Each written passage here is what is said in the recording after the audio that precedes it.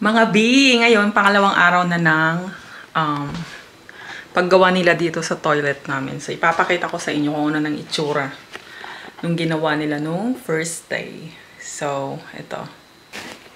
So, ayan na siya. Natanggal na lahat. Ayan. Ayan, wala na dito yung sink. Nandito siya dati.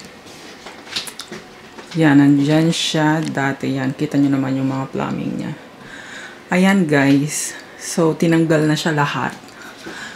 So, ayan. Ayan. Dati meron dyang hindi naman siya functional na kineme. So, ayan, tatanggalin na siya. So, buo na yan.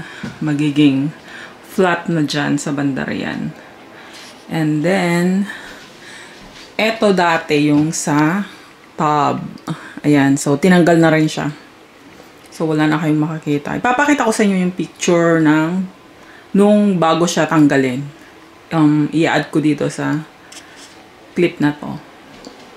And then, ito yung dating closet. Ayan. Tinanggal yung door kasi babaguhin siya. Hindi na siya magiging sliding. Hindi ko pa alam. So, ipapakita ko sa inyo pagkatapos na siya.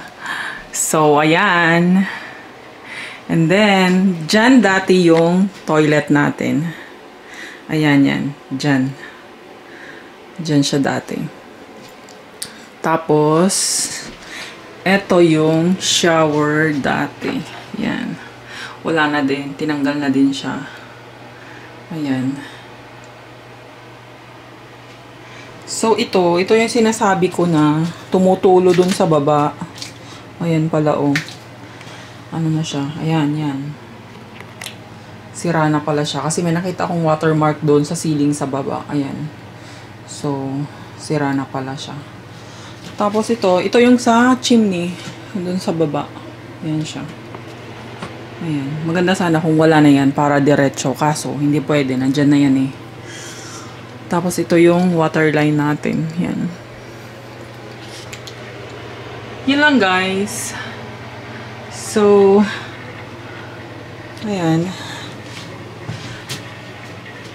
Ito yung nagawa nila ng isang araw. So, kung anong magagawa nila ngayon, papakita ko mamaya. Or kung makakakuha ako ng clip habang ginagawa nila, mas maganda. Itatry ko. Tatanong ko muna kung pwede, syempre, di ba? So, ayan.